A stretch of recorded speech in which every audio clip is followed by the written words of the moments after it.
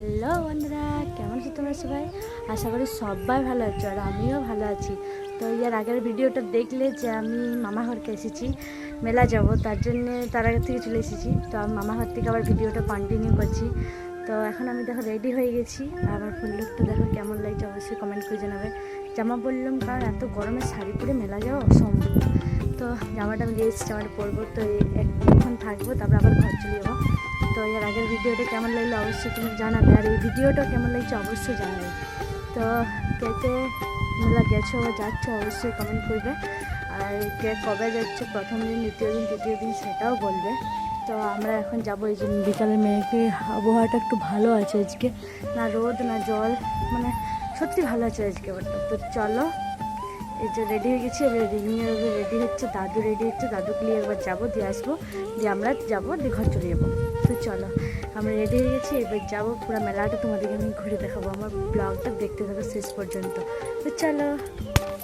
তো সব কিছু রেডি হওয়ার পর 5:30 6টার মধ্যে আমরা বেরিয়ে গেলাম। তার আগে আমি এত খুশি হয়েছিলাম, সত্যি তোমাদেরকে বলে বুঝাতে লাগবে সেই মুহূর্তে আমি কী খুশি। তো মেলা যাচ্ছি এই খুশি নয়, এইটা তো খুশি বটেই, কিন্তু এইটার থেকেও একটা বড় খুশি আমার কাছকে খবরটা এসেছে। তখন আমরা মেলাও পৌঁছে গেলাম, আর তোমাদেরকে চলো একটু ঘুরে দেখাই, বলিস যখন ঘুরে দেখাবো। তো চলো।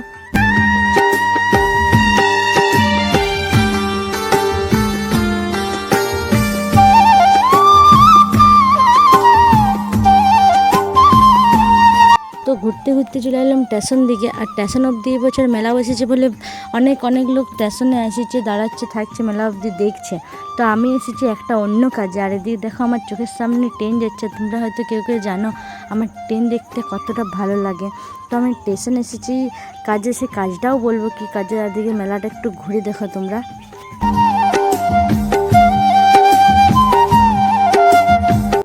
মেলাটা দেখলে, আর এদিকে এত বড় মেলা বসেছে, আর আমার ভাগনা শোনার জন্য কিছু নিয়ে যাবো না এটা হতে পারে, আর আমার জন্য আমি কিছু নিইনি, কারণ অনেক বড় খুশির খবর আমি পাইছিলাম।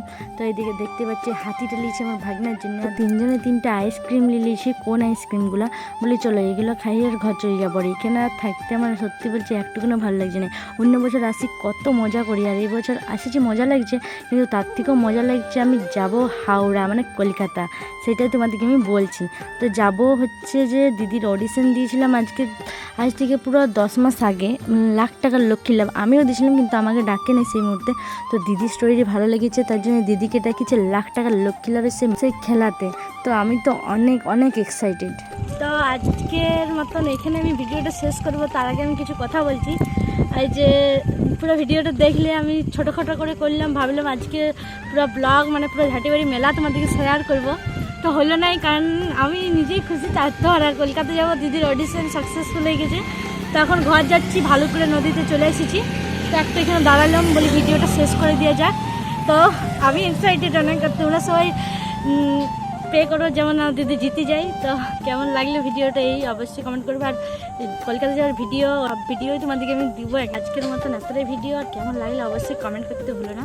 তো টাটা, বাই বাই, পরের ভিডিওতে আবার দেখা হবে। টাটা।